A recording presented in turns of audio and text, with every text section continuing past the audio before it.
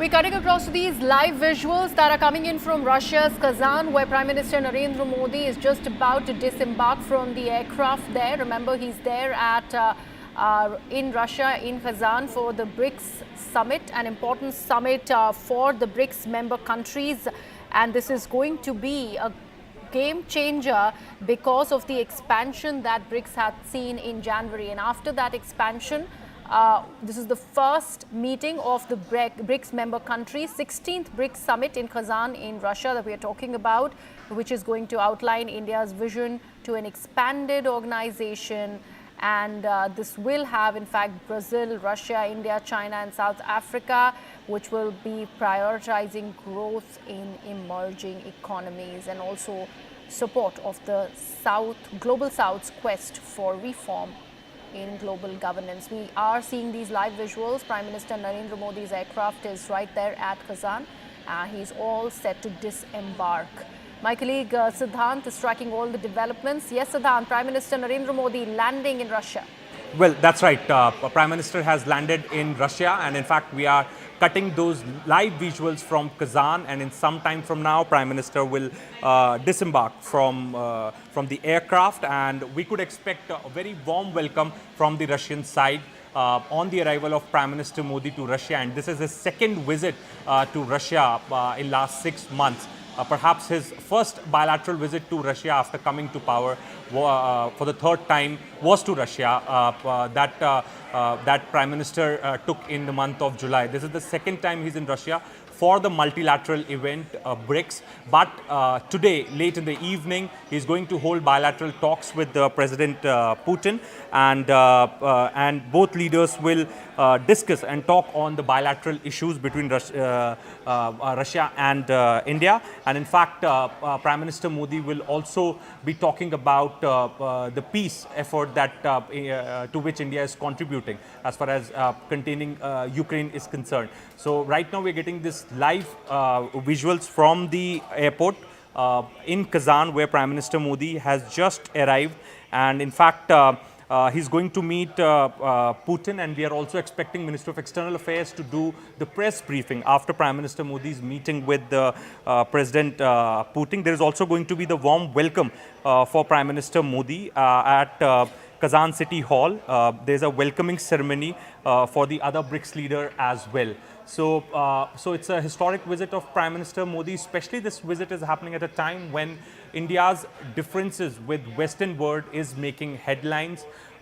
This visit is ahead of this visit. There is also an announcement which Indian side made as far as the standoff with China is concerned.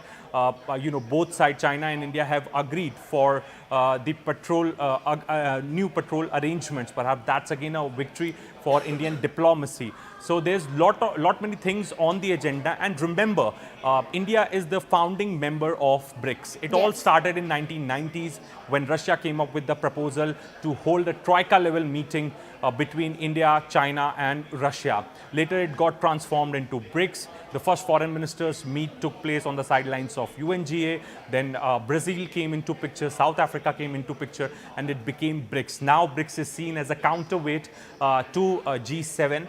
And because of the balancing act that India does, initially it was seen as anti-West. Now it is being seen as non-West. So that is because of the India's effort to keep so that BRICS should not be seen as anti-West grouping. But the influence of BRICS is also growing, because last year only the 5 big countries got the membership. This time their integration would take place in Russia. There is also BRICS Outreach Summit, where 40 other countries which have applied for the BRICS membership will take part on the last day of the BRICS Summit. So there's a lot on the agenda, and also opportunity for Prime Minister Modi to hold bilateral talks with the other heads of state traveling to Kazan for the BRICS Summit. So, talking about the visual from the Kazan airport, we could see that India one aircraft Yes. carrying the flag of both Russia and India on Prime Minister's arrival at the Kazan airport. So this particular visit is very, very significant. Also, this is happening at a time when Russia, President Putin needs Yes. needs world stage to prove to the world that my partners, my friends are still with me, because the Western world have largely tried to isolate Russia completely. So it's a world stage for President Putin. Also, there are a lot of issues which Russia wants to resolve through the BRICS platform. One is the payment mechanism. Now, SWIFT is a Western payment mechanism of the West, and because of the Russian sanctions, the Russia cannot use SWIFT payment mechanism. So that would perhaps be the priority in this 16th BRICS Summit in Kazan. That would come up, the alternate payment mechanism. There would also be discussion on the situation in Middle East.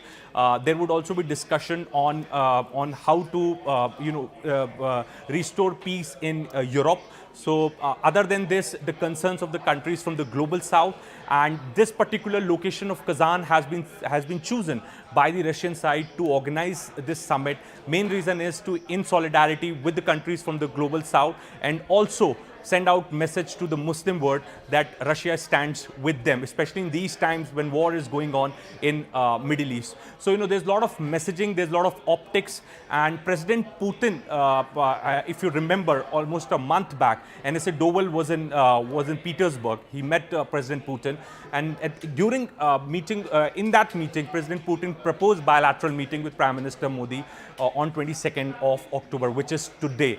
So, there is a lot of excitement on Russian side. In fact, ahead of Prime Minister's visit, President Putin also spoke about how there is a lot of audience in Russia for Indian films. So when both leaders will sit down for the bilateral talks, we could also expect that there could be some big announcement as far as shooting of Indian films in Russia is concerned. They could get more subsidies, etc., etc. So that could also be the big takeaway. Last time around, if you remember, when Prime Minister traveled to Russia on the state visit, at that time he was conferred with the highest honor of Russia. But there were no big ticket announcements as such. Russia did try to sign some agreements in the nuclear domain, and maybe something more. But nothing worked out at that point in time. To be very honest, it was fully backed by optics, and also India wanted to send out message to the world that Russia is still important and important partners of India. This time around, again, it would really be interesting to see when President Putin and Prime Minister Modi will meet, how the Western world will react. Because last time, because of those and on hugs that point, handshakes, Siddhant,